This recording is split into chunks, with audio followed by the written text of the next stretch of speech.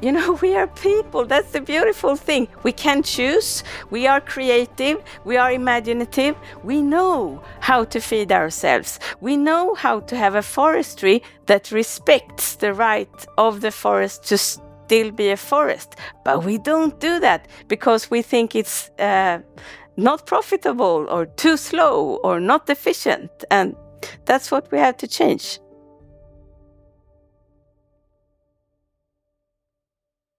Today's guest is my friend Pella Thiel, who lives in Sweden. She previously was on this podcast on a reality roundtable on local food systems. Pella is a maverick ecologist, part-time farmer, full-time activist, and teacher in eco-psychology. She is also the co-founder of Swedish hubs of international networks like Swedish Transition Network and End Ecocide Sweden, as well as a knowledge expert in the United Nations Harmony and Nature program. Today, we talk about ecocide as a global legal framework, as well as the rights of nature and other legal strategies to defend the ecosphere and the denizens therein. Please welcome Pella Thiel. Pella Thiel, god morgon. God eftermiddag, Eftermiddag for you. Yes. I have Sweden highlighted on my globe for you. Oh, thank you. So, welcome back. You were on a roundtable with Dugald Hein and Chris Smedge on local food systems. And I know you're the founder of Transition Town Sweden, or one of the co-founders. You work in agriculture, transition, sustainability, but your main focus is on ecocide and the rights of nature, which is why I invited you back for a deep dive on that topic. So your work is for ecocide to become an international crime. What does that mean, and how did that work start for you, and how did you get to this place? Yeah. Well, there are many ways to tell that story, but I have a background in ecology, and I did my master's thesis fieldwork in Ecuador, and that was kind of a childhood dream for me to go to the rainforest. And I went to a national park called Yasuni, which may well be the most biodiverse place on Earth. So while we have in Sweden, I think we have like 40 tree species. We are very species poor, even compared to, where are you? Wisconsin? Wisconsin. Yeah. Yeah, I think you have some 100 tree species in the US. But in Yasuni, they have 600 tree species per hectare. So I did a Earthwatch trip to Ecuador, and we trapped birds. I haven't told you this before, but Ecuador, the country, is about the size of Minnesota and Wisconsin combined. There's 1,800 bird species there. Yeah. And there's only 800 in the entire United States. The United States has 7 species of hummingbirds. Ecuador has 250 different hummingbird species. Yeah. Unbelievable.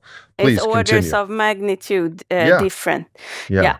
So I went there, and I was, so delighted.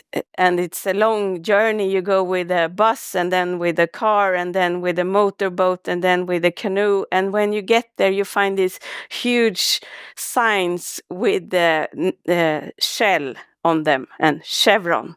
And I was like, I was so shocked. It took me years to I'm still processing that experience. And I thought, if we can't protect a place like this, then actually there is nothing that we can protect. And so I have been looking for ways to credible ways to shift this culture and protect what needs to protect it. To be protected. And then I met with a remarkable British lawyer called Polly Higgins, and she told me about this work to make ecocide an international crime. And ecocide, the word means, so eco is oikos, it's the home, and it means killing the home. And that's what we are seeing. And I learned that one of the first people to mention the concept of ecocide was the Swedish Prime Minister Olof Palme, who gathered the international community for the first UN conference, the Stockholm Conference back in 1972, where he spoke of ecocide. And that's over 50 years ago. And it's still not just legal, but we are continuously investing in ecocide, and we cannot continue with that. So the work we are doing with an international network is to have ecocide acknowledged as a fifth crime against peace at the International Criminal Court in The Hague. So there are currently 4 crimes there, and those are the gravest crimes, the crimes that are so bad that the whole international community has to care when they are committed. So you can, even if you have all the power in a country, you can't do anything to your population. And it took, this discussion sort of it started after the Second World War, when the world woke up to an industrial killing of people, and we had to agree to do something, and that's where genocide and crimes against humanity were started to become codified, and then they became codified in the Rome Statute, which is a document behind the International Criminal Court. And the International Criminal Court was inaugurated in 2002. So, what are the 4 crimes? It's so genocide, which is then the parallel is ecocide that we're talking about, and then crimes against humanity, war crimes, and the crime of aggression was added a bit later. And when you go about your work and you go to a meeting in some city and discuss ecocide, is that word becoming known? Like, how many people have even heard that word? I mean, are you often asked to define it? I mean, in English, it's sort of self-explanatory, I think, isn't it? If you hear it, do you get what it is? Yeah, exactly. It feels bad. It's quite a strong, emotive word. But I think also it seems like out there, like, there's ecocide happening over there. It's like not in my backyard. We don't have ecocide here, but it's over there. Yeah, I care about that. But it is both planetary with the biosphere, and it is also in micro local regions like Ecuador, for example. Yeah. So in Swedish, it's a bit more complicated because it's not self-explanatory. So yeah, I have to define it, but it's like, it's sort of as you say, it's a big word, and it's sort of a deterrent because it sounds bad. And that's kind of, it works in our favor because it's, you pause. I don't think you forget it when you've heard it. But it's also something that people maybe don't like to think about so much. How do you say it in Swedish? Ecocide. Oh. So when we talk about it as mass damage and destruction of nature. So there's lots of, not that I'm an expert in this, but there's lots of international laws and treaties of dealing with the environment already. Like, how is this different, and how would it be effective? What are your hopes? Yeah, so that's a good point, because we have actually, I think it's around 2,000 different treaties and conventions just on the international legal arena. So not to mention all the domestic law on the environment. The thing with those is that they are obviously not working. And that's because they are soft law. So they are not enforceable because states are sovereign. So as you know more than anyone, since 1972, the global economy has really really expanded a lot and really become global and transnational. But we don't have corresponding legal frameworks. We don't have corresponding legal governance to protect the ecosystems. And that's why, I mean, it's more or less a cowboy economy when it comes to the relationship between the ecosystems where we get our resources. The superorganism is running wild without a leash or a muzzle. Yes, exactly. So what's different with the Ecocide law is that it's criminal law. So there is a clear accountability. And its criminal law is targeting individuals. So the Rome Statute is concerned with individuals. Who has the most responsibility for the decisions taken that may risk being ecocide? And when I think about this, it's like, it's really powerful because in two ways. One is that it shifts the risk landscape where those decisions are taken. So I picture like a room with a board of a large transnational company, and they may have been working on this potentially very profitable but also potentially very destructive project for years. And then there starts to be an international discussion of ecocide becoming a criminal activity.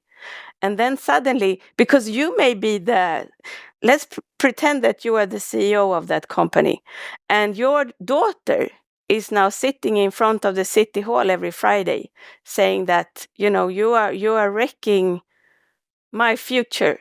And if you let this proceed, I will not talk to you again. And then you can tell that to your board, and they say, well, we don't care about you and your relationship with your daughter. We don't care about the global environment. That's not our thing. We have to protect our shareholder value. That's what we do. That's our responsibility. But if you can say that I respect, I know that we have our shareholders to think about, but actually now ecocide might soon be an international crime. And that means that I could go to jail. I could be put to accountability in The Hague, and so could you, who are the chairman of the board. And I don't think anyone is interested in that, certainly not our shareholders. I have a ton of questions. Good. I mean, you and I are friends, and I know you're working on this, but we talk about transition and sheep and podcasts and our mutual friends and things like that. We really haven't had a deep dive on this topic. So here comes a flurry of questions. Let's stick with Chevron and Shell and Exxon for the moment. There are the quote unquote crimes or the ecological damages to a native jungle ecosystem in Ecuador. And then there's also the emissions from hydrocarbons that are going into the biosphere and the ocean. But only around 10% of those emissions are from the fossil fuel companies themselves. The other 85 to 90% are by us, those who take planes and cars and everything else. So isn't part of the ecocide fault on the consumers, the citizens who are using the end product? Can this all be directed to the chairman or CEO of a company that is just following out the cultural laid out rules and structures that existed from the past? So ecocide law obviously is about changing those rules and structures.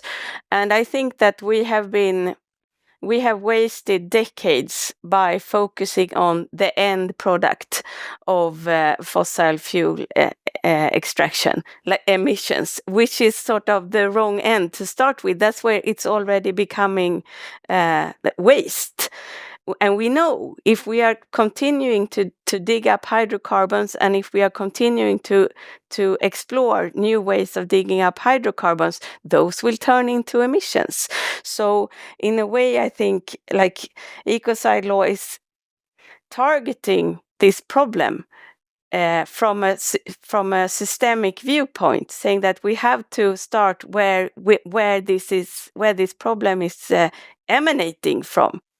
And there is also the case that, yeah, sure, we are all culpable because we are all using this stuff, but we don't have the same responsibility. We don't have the same power to influence those decisions.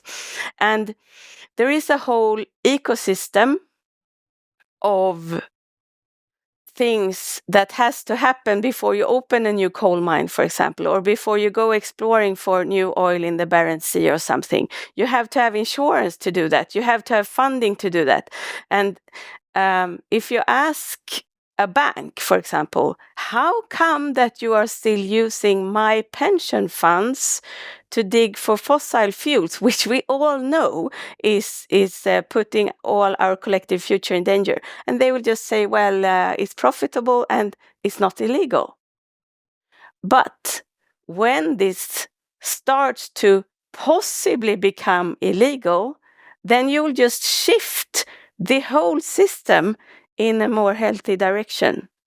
So the thinking is, instead of waiting for education and a change in consciousness and a change in values, which would lead to a change in policies and prices, you start at the root and try to make planet damaging behaviors illegal, which then indirectly would put pressure on changing incentives, prices, and behaviors from the top down. So it's kind of you're starting at the other end of the equation / problem. Yeah, that was my other point. So for me, it's powerful in two dimensions. One is that it directly influences decisions, but the other thing, the other like powerful dimension of why I work with this at all, is that it does change values and norms and behaviors. So it's really, a systemic act. It's probably more powerful to have a new law saying that, yeah, sure, we used to destroy nature to get what we call development, but that was before. Now we know better. Now this thing is illegal, and there is a powerful. I hear that you have a lot of questions, but I just want to have this really powerful comparison, which is that in Sweden, up to when my parents were young, it was legal to beat up your kids, and most kids actually got beaten by grown-ups, and then I think it's like 90% actually. And then that was made illegal in the 70s. And that totally shifted what you saw as the right thing to do when raising a child. And now it's less than 10% that gets beaten. So law is a very powerful tool in shifting how we view the world. Applying that anecdote to natural systems, one could argue that we've been beating up our children for a very long time in nature. So where do you draw the line on mini ecological infractions versus major ones? Because if you make any type of if you make wide boundary ecocide a law, the entire economy would ground to a halt, and we wouldn't do anything, and then humans would society would collapse, and we would take down the rest of nature. Laws be damned. Yeah, exactly. That's a very good point. And so ecocide, I mean, obviously international law is only dealing with the big things, the big stuff. And that's also where you have to begin, I think. But so I should also just say that when I started this work, that's about 10 or 12 years ago, and I spoke to my friends. I was very involved in the environmental movement, and I spoke to my friends, like the environmental lawyers, and I said, have you heard about this thing, Ecocide? It seems very promising, very exciting work. And everyone was like, yeah, well, that sounds good, but it's totally utopian. It will never happen. And that has changed completely. And one thing that made it change is that Stop Ecocide International, which is our international movement, they put together this independent expert panel defining a crime of ecocide. So this is a proposed definition of the crime. Let me read it to you. It's fairly short. For the purpose of this statute, so the Rome Statute, ecocide means unlawful or wanton acts committed with the knowledge that there is a substantial likelihood of severe and either widespread or long-term damage to the environment being caused by those acts. So it has to be severe and either widespread or long-term. And those are terms that are recognized previously within international law. Could you give an example of something that would clearly qualify? I mean, to me, I live in an island in the Baltic Sea, and to me, the industrial fishing of the Baltic Sea is ecocide. I didn't think there were any fish left in the Baltic Sea when I was there. There are some, right? There are some, yes. Okay. But they are actually, they are collapsing one by one, the fish stocks. So it's really, really bad. But that's one, and you could argue like some mining activities are really damaging, some forestry activities. But the thing is that this will be up to the court to define, and they will be informed by experts. So this is a growing legal practice that will have to develop. And if you are successful, what is kind of the best case or a positive outcome, say, in the next decade? What could you foresee happening, and what impact would it have?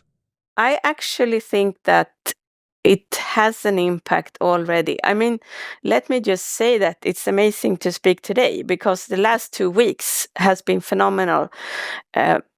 2 weeks ago or something, Belgium became the first European state to legislate nationally for ecocide as a national crime and as an international crime, even though it's not recognized yet on the international level.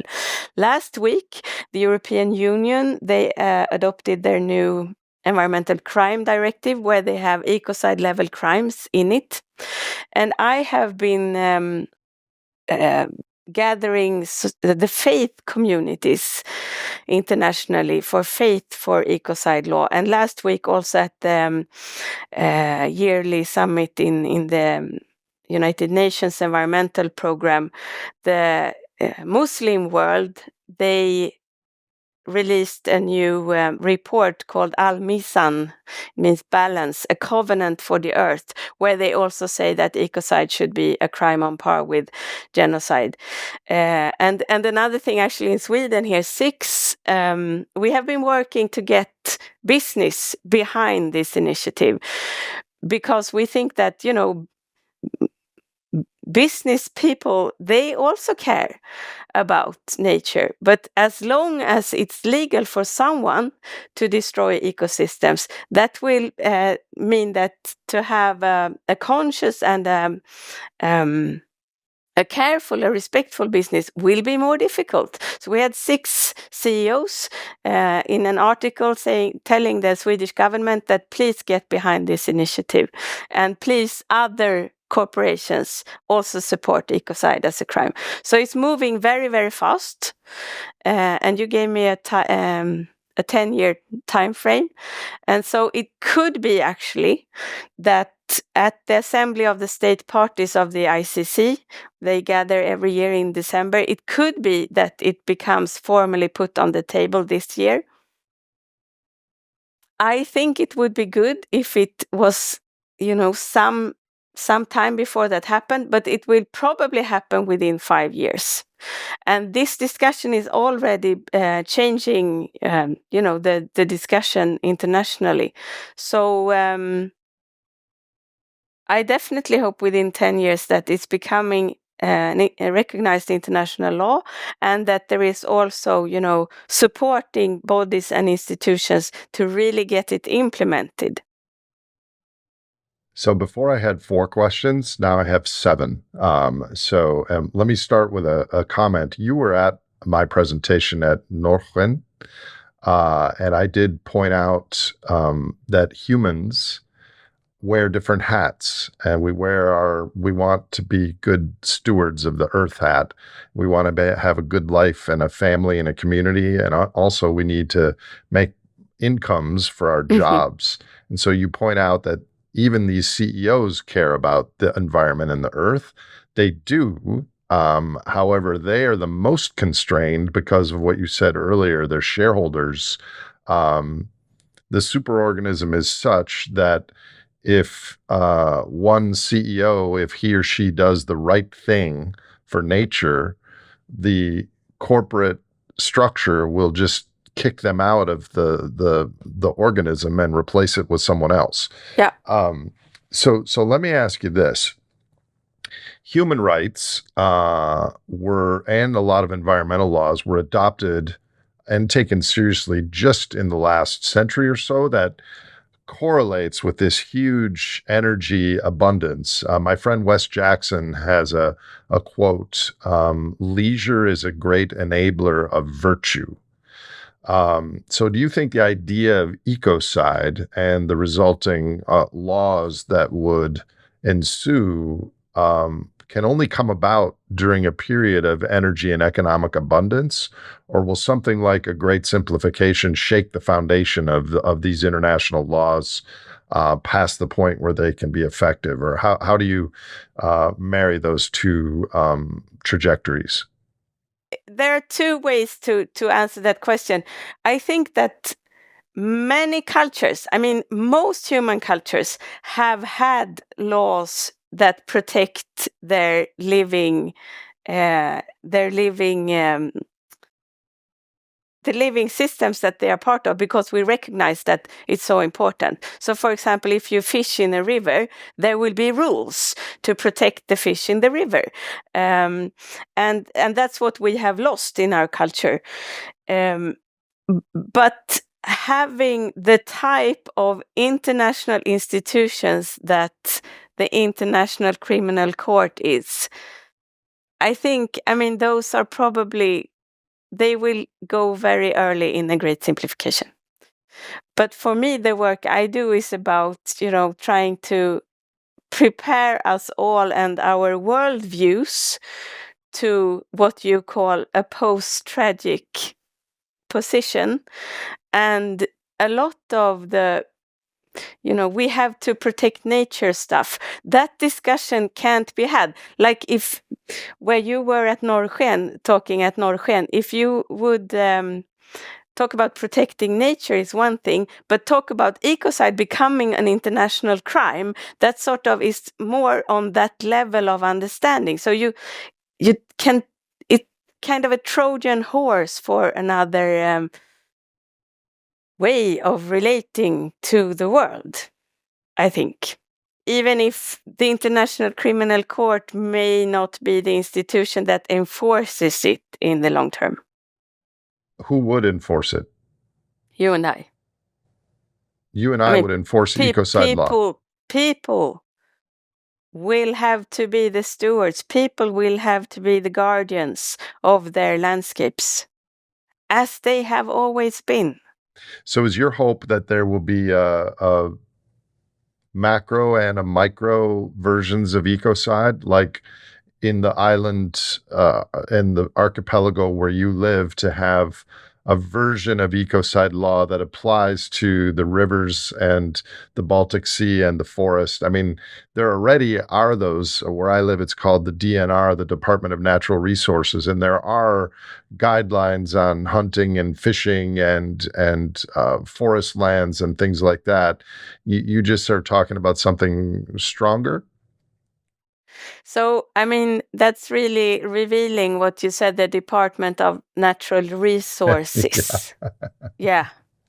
So that brings us to the sort of deeper level. Ecocide law is a very specific legal invention in a very specific institution.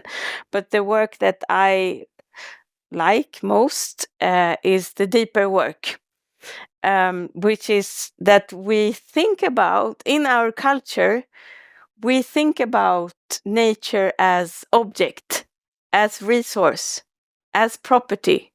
And that's a very crazy way of relating to the living world. We have to change that. I mean, it's so silly. It's like we have based our whole culture, because this is a foundation. It's not just anything. It's a foundational piece of the Western civilization, from the old Greeks to the Christian faith, viewing humans as the crown of the creation, created in the image of God, and as the only one with a soul. I mean, this is just one way of interpreting Christianity, but it's actually the dominant way. And then along comes the Enlightenment, saying that, yeah, well, God is good, but, we are also humans and we can try to understand the world in our own capacity. And we do that because we are the ones who can think. We are the rational ones, and thereby we see the world as being made for us, being made as property, as resources, giving us ecosystem services. And I think I suspect that there's only one culture in humanity that sees the world in that way. So, given that, your hope is that Ecocide international law is a stake in the ground that then pulls our value system forward with international laws and structures and treaties and cooperation and all the legal hoopla. But generally, it moves us away from Department of Natural Resource type of thinking to Department of the rules for protecting the sacred type of thinking. I mean, so ecocide law is interesting because it's so because we need global rules at this stage that says first do no harm. Like, we are in this predicament, we don't know really where to move now, but we can all agree on first do no harm and protect, like, whatever we care about, whether it's climate change or equality or human rights or biodiversity or peace. We know that we need healthy living systems. This is where I really bog down, because my heart and my spirit is completely aligned with what you're saying. But to do no harm, like, we need to stop and reduce emissions now to do no harm. There is zero chance of that happening. Not 1%, 0% chance. Because our entire lives are built on carbon right now. So I think doing less harm is the goal, and doing no harm in the distant future based on some new cultural ethic that makes it through the bottlenecks of the 21st century is a good goal. But I think doing no harm from the perspective of ecocide is an Overton window expansion sort of idea, but I don't know how practical that would be. What are your thoughts? I just want to tell you two things. One is that actually the ICC, the International Criminal Court, they are making now a policy paper on how to deal with environmental crime within the existing framework. And they have specifically asked Stop Ecocide International to come in with a commentary, which will obviously be that the existing framework is not enough. We need a new crime. So from the ICC, I mean, the message we get is that this isn't a case of if, it's about when and how. That's one thing. I also want to say another thing that happened, I think, in November in Panama. So Panama is, they just got rights of nature into national legislation in just, I think, 2 years ago, 2022. And they've had a Canadian mine operating in this Mesoamerican rainforest belt covering Latin America. And it's obviously very destructive, a copper mine. And there has been thousands of people protesting on the streets last fall because they got a renewed permit.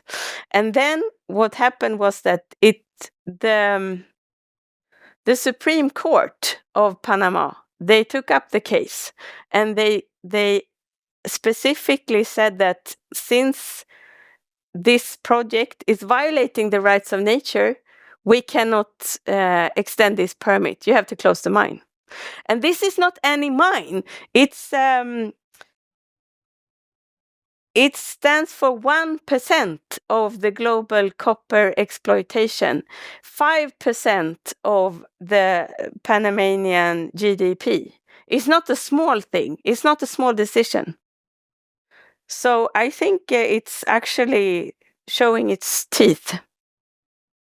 If we view humans as separate from the living systems, and we see what's happening in the world now, how destructive we collectively are, then we tend to think that what we can do is to do less harm, and to say that we are maybe, innately bad.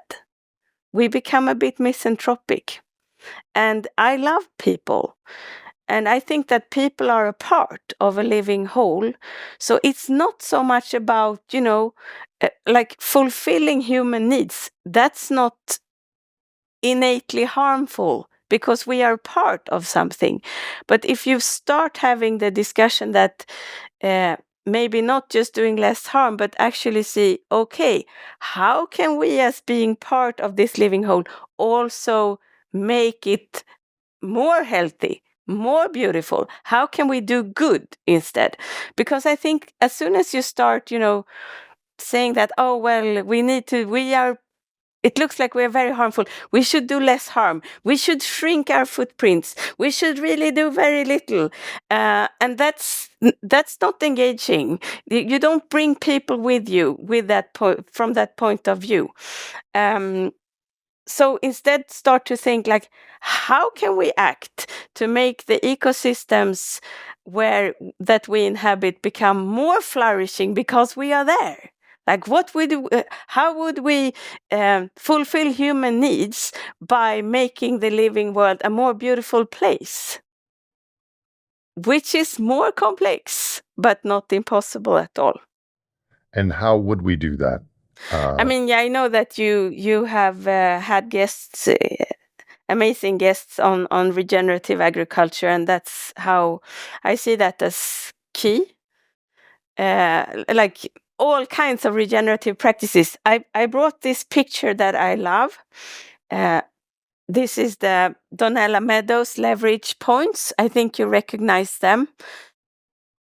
The iceberg, where you have, if you want to have leverage to transform systems, you have to work down here in the deep water of mental models, assumptions, and worldviews. And that's what Ecocide law and rights of nature is doing. It's also working with the design of the system, the rules, what we think is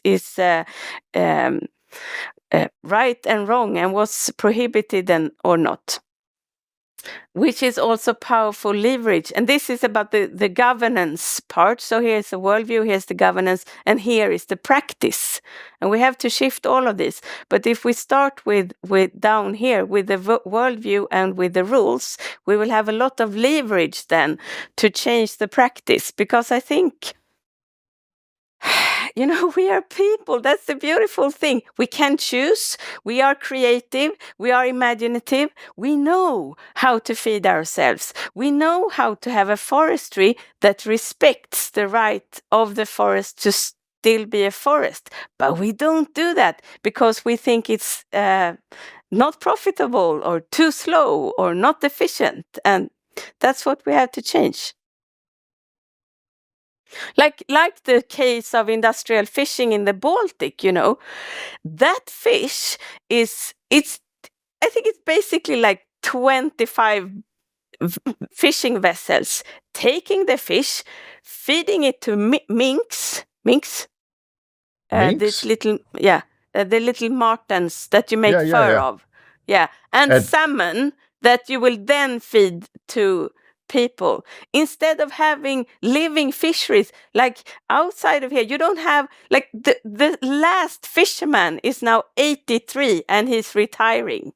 The last. So we don't feed ourselves from this fish because there are 25 boats feeding mink. That's crazy. Feeding mink so that the mink grow up to be harvested to make clothing? Yeah, I call it clothing. It's fur for, excuse me, but rich Russians. Yeah, I didn't know that. So as you and I spoke to each other on WhatsApp earlier in the week, this could be a 4-hour conversation. So let's treat this as a part one, because I have a lot of questions. So tell me a little bit about the Baltic Sea, because you and your colleague Jonas, I believe, are working also on trying to get the Baltic Sea as an entity on some corporate boards so that decisions are made with that as a potential stakeholder. Did I say that correctly? Could you tell that story briefly? Yeah, I think the story is bigger than that, but let us begin with the embassy of the Baltic Sea. So, what we want to do is what's the story with the Baltic Sea firstly? Yeah, the Baltic Sea is a brackish sea. So it's been developing since the last ice age, being salty and then sweet, and now it's kind of brackish. It's the largest body of brackish water in the world. It's also possibly the most polluted sea in the world. And I think that's a shame. And it's due to chemical pollution and runoff from agriculture and overfishing, and it's just it's a dying sea. And there used to be, my grandfather, he used to go fishing every week, and now I haven't seen a cod since I was a kid, and we have been fishing herring, and I shouldn't feed my kids fish because it's so poisonous. And now, I mean, still, if someone had told me, like just 5 years ago, that the herring, which is, a small fish, very abundant, but that is now going the same way as the cod population, crashing, I wouldn't have believed that, because it's so crazy. And this is what's now happening. Even the herring population is now crashing. So, is it more from overfishing or more from the industrial pollutants, or a cocktail of a bunch of things? It's a cocktail. It's very difficult to say, but it's complex. So what we are working from here is sort of the wider legal framework from Ecocide, which is saying that nature has the right to exist. So nature, like humans have rights, nature, other living beings, they can also have rights, and those rights can be acknowledged in law. And actually, it's the same like with ecocide law. I've been working with this for a bit more than a decade. And in the beginning, it was seen. I mean, I also thought that, I can work with this my whole life. I will never see any difference because it's so far removed from the general conversation in sustainability thinking. But it's exploding. So there are now more than 30 countries having legal provisions acknowledging the rights of nature. The first one actually being Ecuador, which is still the only one having rights of nature in their constitution.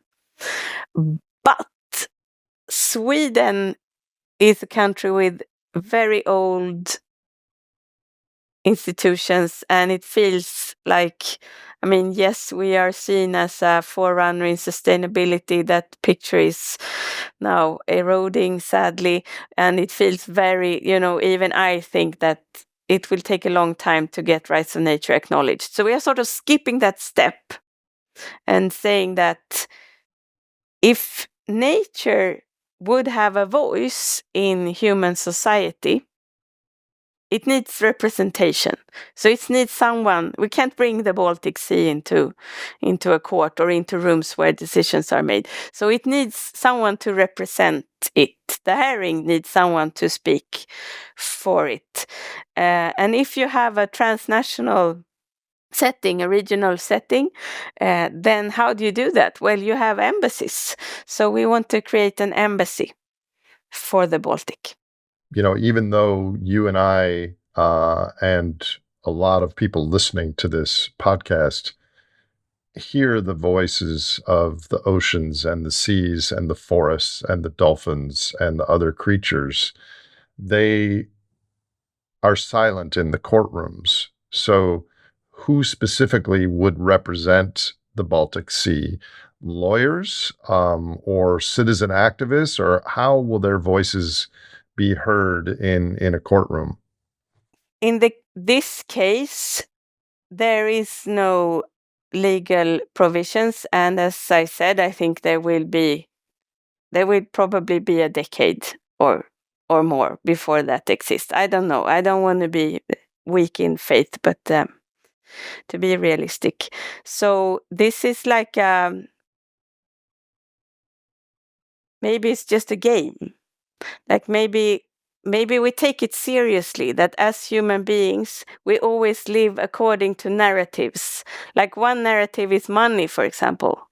I give you a piece of paper and we all agree that this piece of paper will buy you a meal, for example. Yeah. I mean, building on that, what if it's just a story or a narrative that changes people's consciousness, that we have an ocean or a forest or a giraffe or an elephant on a corporate board. And obviously that can't physically happen because they don't speak English or any human language, and we don't know what they're saying, but we know that if they could speak, they would not be happy about their habitat disappearing if they were aware of it. But if we had some human voices that would state, this is what this ecosystem, this body of water, this forest, this species would say, and of course it would be toothless in the face of the profit maximizing structure of these entities. But over time, it would maybe change the awareness of decisions being made by the people. What are your thoughts of that? It's already happening, Nate. This is what's happening. Tell me. That's why rights of nature is so powerful as a framework. That's why I'm working on it, because it really shifts the relationship between. Okay, so let me take the long story. I will get to your answer. There is this one of the pioneers of this movement is a Catholic priest, or was Thomas Berry. I'm sure you have his books in your bookshelf, and he said, "We must say of the universe that it is a communion of subjects, not the collection of objects." You've heard this. And everybody knows that. Like we know that the trees and the elephants and the moose and the herrings, that they have interests, that they have needs. But the problem is that with the anthropocentric worldview that our Western civilization, as I said, is built on, like it's a foundational assumptions that we are making, and we are probably doing that and upholding that because then we can colonize the world, because then there will be nothing stopping us. Like we have to go to Mars because we don't know how to stop ourselves. The superorganism doesn't have a break. So by saying that, actually, it's not just humans who have needs and interests and thereby rights, but everyone who is alive has that. And it's not something that we grant them, it's something that's innate. by their existence. So we can understand that, and we can acknowledge that, and we can change the rules, the laws accordingly. And laws, as I said, very powerful. There is this another pioneer who's still alive in the rights of nature movement, a South African lawyer, Cormac Cullinan. He wrote a very influential book called Wild Law, and he says that laws are the DNA of society. So when you change the laws, you change how we collectively behave. And this is happening beginning. One of the most powerful and earliest decisions was by Ecuador, including rights of nature in the constitution. But there are now, I think, soon almost 40 countries, as I said, who has this on various levels. And I was involved in the Convention on Biodiversity. They recently rewrote their framework, their sort of action plan, like how do we work with the convention. And we were a group of people with, among others, the Earth Law Center, US organization working for rights of nature. And they actually included rights of nature, which was the first time in international policy in the Kunming-Montreal framework in 2002. And so back to your question, because a lot of people will be also weak in faith. They will say, well, yeah, okay, that's nice. And I mean, maybe it's mostly just nice words on a paper. It's not like environmental destruction has stopped in Ecuador, for example, because they have it in their constitution. So, that's nice, but it's not really efficient. It's not really implemented. So last autumn, two things happened that I think is really interesting and shows the potential power of this as new collective rules for us.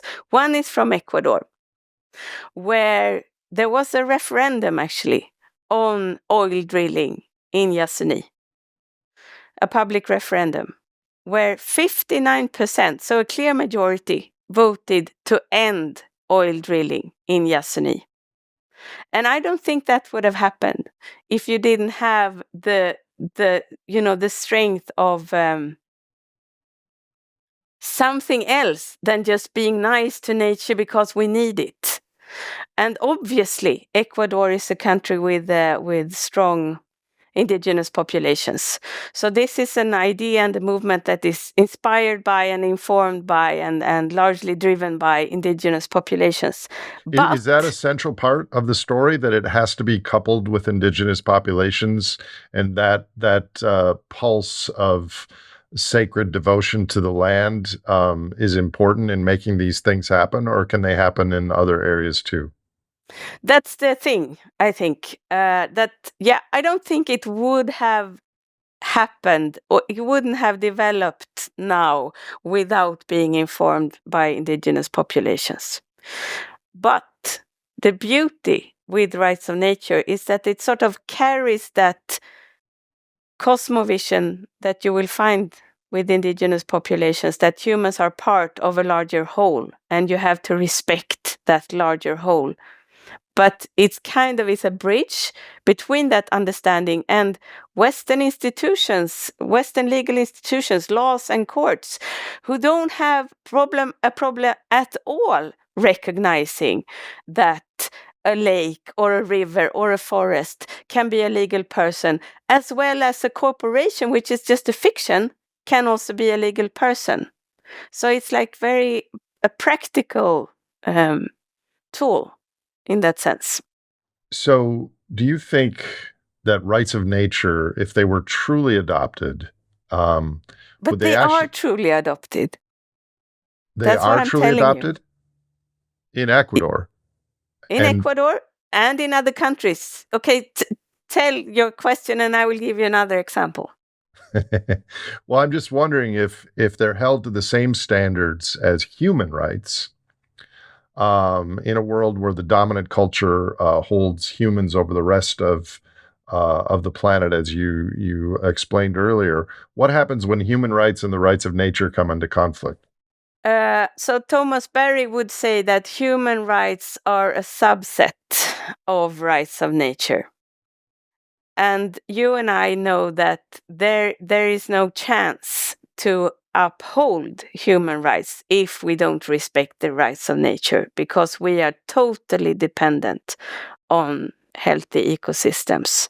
So we have to respect the rights of nature as a culture in the long term. But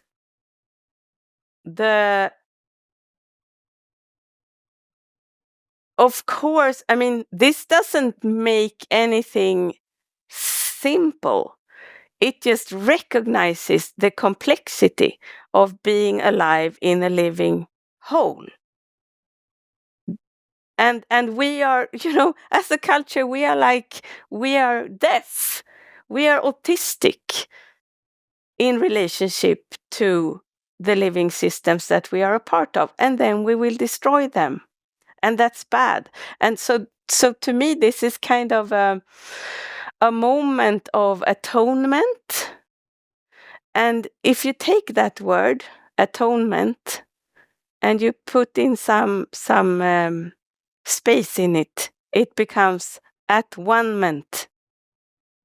So maybe this is for us to, understand that we are actually a part of something great.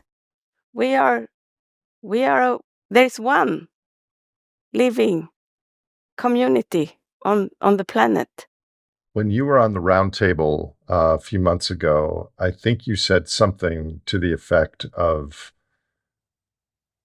the land is asking us what we can do for it, or something like that. To be honest, I've never listened to one of my podcasts. I only remember in real time what was said.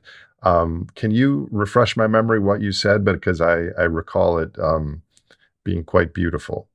Yeah, you're amazingly present in your podcast, though. I said that lands are calling for their people. Like they miss us. They need us to come back and to listen to them and to speak for them. So I feel that resonates with me. How are you working for the rights of nature, specifically in Sweden and Scandinavia with your work? I know the Hague and this Ecocide law, that's an international framework, but are you doing anything more for Scandinavia and Sweden in particular? I'm mostly writing and speaking and just, trying to inspire people, because I think that this is really a major shift, a paradigm shift, and people often find it very hopeful, like a direction to take in a otherwise rather hopeless space. And so the work that I'm focusing on is the embassy for the Baltic. That's how I will work for Rights of Nature. I wrote a book also, which is sadly only in Swedish. It's called Naturlagen, very humble name, The Law of Nature, Nature's Rights and Human Possibilities. And we have actually in the front page is this Buckminster Fuller quote that you don't have to fight the existing models, but you have to build an alternative that makes the previous one obsolete.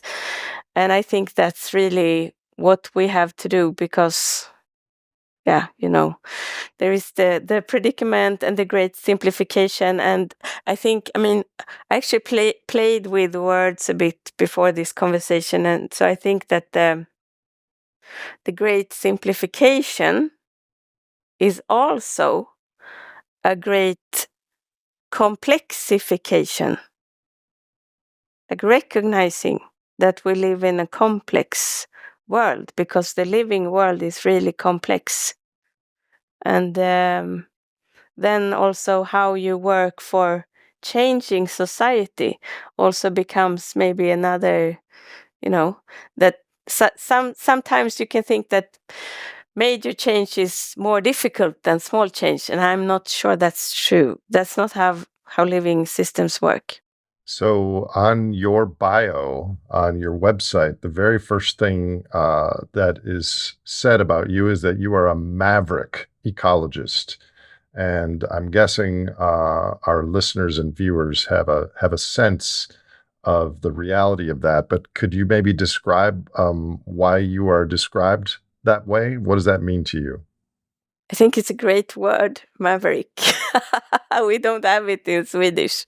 But someone said that ecology is the subversive science because it puts humans in the context of nature and deals with all of those relationships that our the rest of our culture, our laws, for example, only deals with relationships between people and then between people and their property, while ecology deals with, this whole network of relationships. But in my ecology training, the way we did that was a lot of measurements and just viewing the world as this very complicated, but still, a machine that you could understand and you could measure it and you could foresee what would happen and you could then also exploit. And so maverick to me means that's a misunderstanding too. I mean, the world isn't like that. It's much more exciting and alive and wild. To me, maverick also implies bravery. And I think you have to have a strong calling and a strong care about the things that you're working on, but you also have to be brave because this is a David and Goliath task that you've dedicated your life to. Are you ever afraid? Because there's a lot of rights of nature, ecological activists in South America that have lost their lives because this was a threat to certain business interests, et cetera. Can you, respond to that sentiment a bit? No, I'm not afraid. And I also think because of what you're describing, that when you are sort of privileged, like I am living here on my farm and being fed by the lands here, it's sort of my responsibility to do whatever I can. And when I do that, like when I make that commitment, it's amazing what you actually can achieve, what things can shift from really trying to shift things. And I mean, most of the resistance that I meet is not even resistance. It's just cynicism and not believing that you can change. So we are sort of holding ourselves collectively in this trap of not believing in that the things that need to change also can change. And I think I found this quote by Angela Davis. I think she's an American activist and author. You have to act as if it were possible to radically transform the world, and you have to do it all the time. I'm 100% sure that there are viewers of the past hour that resonate deeply with what you're saying.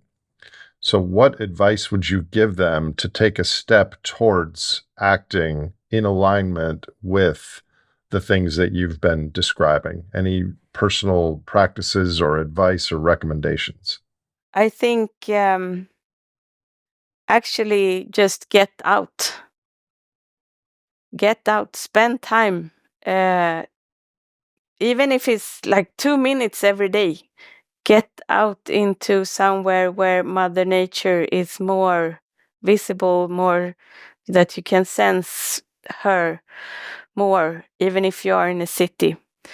And just notice, like be present, be attentive, and notice what happens with you when you are in that presence and that attention. Like that's a gift that we are giving to to the world, that we attend to it, that we don't play deaf. Like, even if our society is deaf, we as individuals don't have to be deaf. And then when we do that, I think we may find that is so healing. Like, that when we give that attention to nature, actually we get so much back.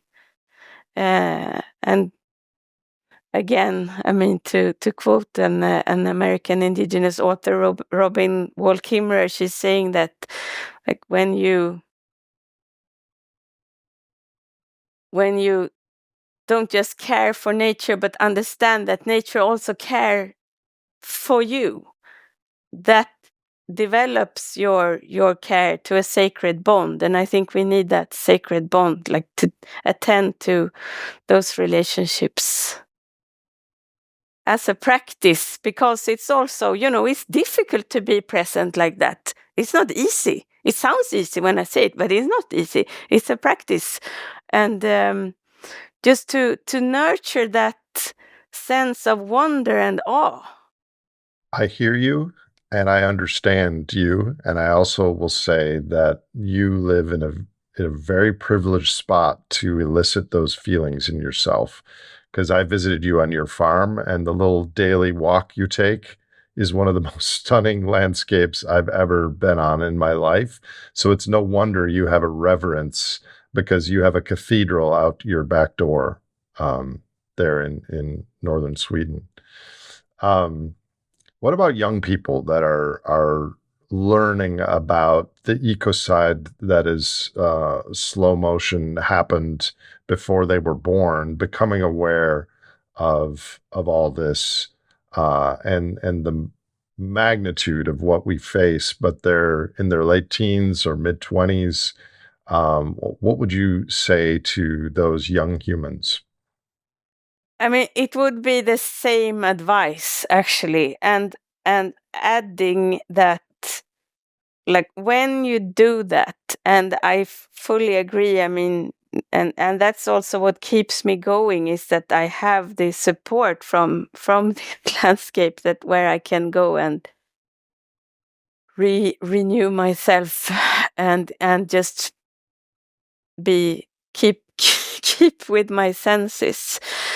But for young people, like, when you get out and you attend to how that feels in you, to be close to, even if it's just to be close to a tree or to attend to a flower, notice what happens in you and understand that the wisdom of Mother Earth, she's so old.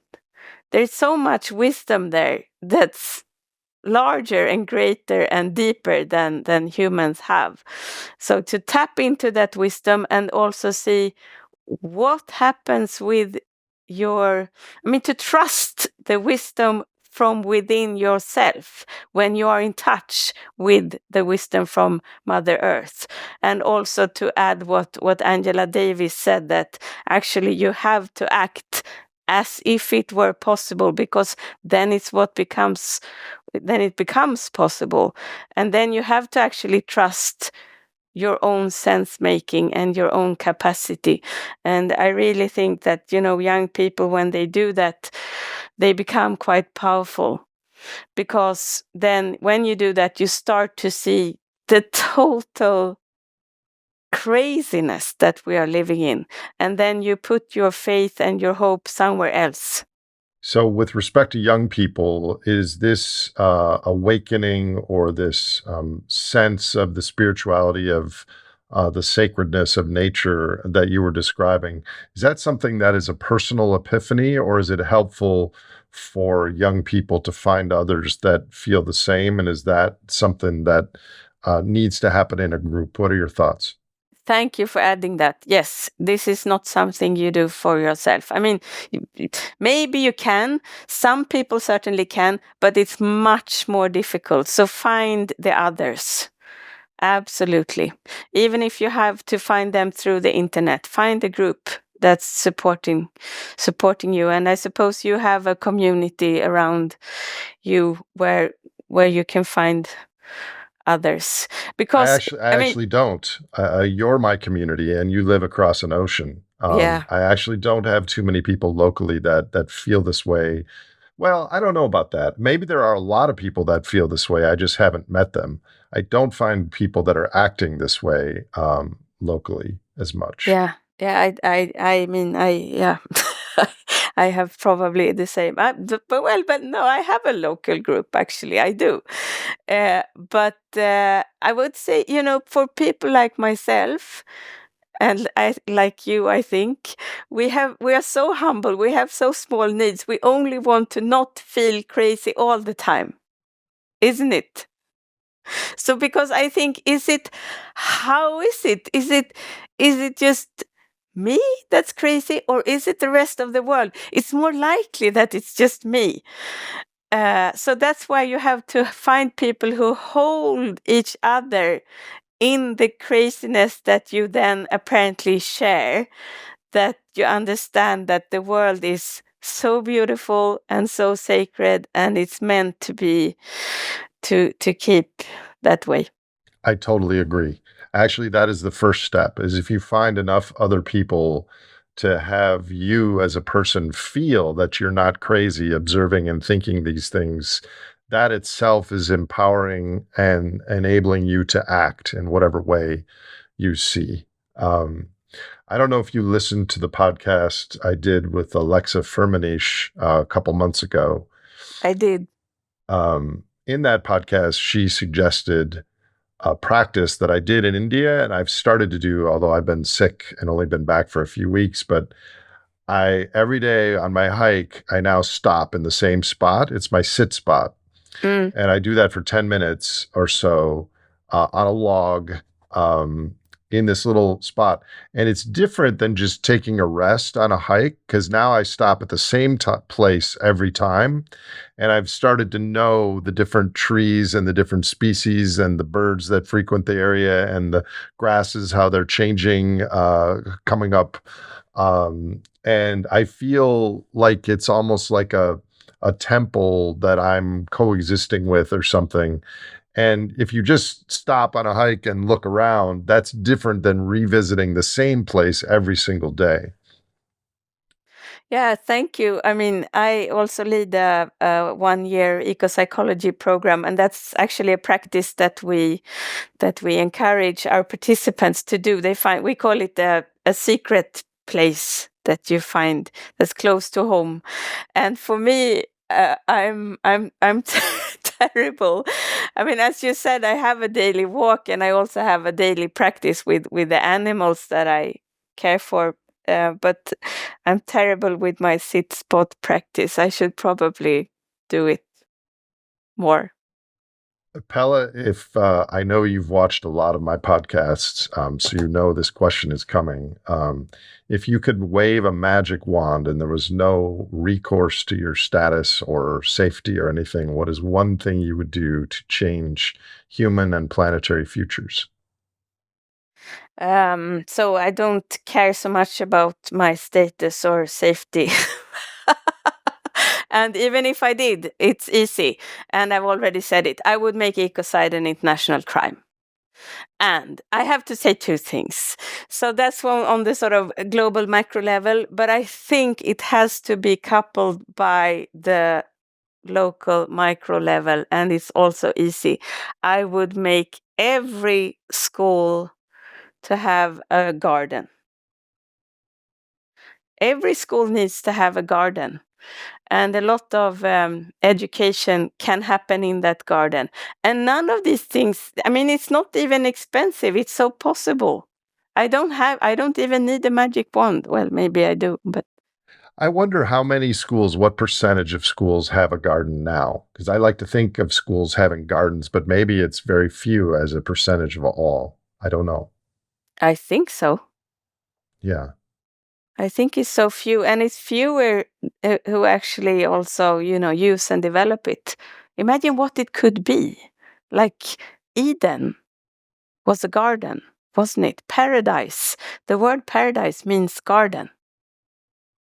because that also gives us a sense of what humans can create together with the other living beings. The beauty, the abundance is amazing. So I don't want to put words in your mouth, but we just scratched the surface here. So is there any topic that if you were to come back for a round 2 that you would be willing to take a deep dive in? And you just a few moments ago mentioned that you teach a 1-year course on ecopsychology. I don't know much about that, to be honest. Yes, you do. I don't know much about the academic backdrop of that, but maybe I live it on my podcast. But what would you like to come back and do a deep dive on? Any topic that is near and dear to your passion that is relevant to the Great Simplification and what's ahead? Yeah, I would really like to explore how to think about change in living systems and the role of desire and seduction. Okay. Maybe just give us 30 seconds more on that. I think, because we are in this turmoil and this huge change, and I think we are quite coarse and not so sophisticated in how we deal with that change, how we try to induce that change, and how we perceive it to be possible or happening. And a lot of people that I meet try to push for change. And I think that's futile. I think you have to seduce. And I would like to talk about that. I think that's what Mother Earth is doing, The whole rights of nature framework is about seducing people into doing things differently and encouraging each other in doing things differently. Let's do it. I just wrote a note to Leslie to invite you back for Ecopsychology, Desire, and Seduction with Pella Thiel, round 2. Irresistible. Thank you so much for your time and for your work on behalf of the creatures and the beings who don't have a voice. Do you have any closing words, Pella Thiel? No, just likewise. Thank you so much. It was wonderful, and I think just this thing that we share with each other, what things are actually happening that are so powerful and hopeful is so important. And the podcast you have is such a powerful place for that to happen. So thank you so much. How do you say thanks in Swedish? Tack? Yeah, Okay. Swedish. Yeah, I know tack and bra and god morgon. That's all I know. Thank you so important words. To be continued, my friend. Thanks for all your work. Thank you. If you enjoyed or learned from this episode of The Great Simplification, please follow us on your favorite podcast platform and visit thegreatsimplification.com for more information on future releases. This show is hosted by Nate Hagens, edited by No Troublemakers Media, and curated by Leslie Batlutz and Lizzie Siriani.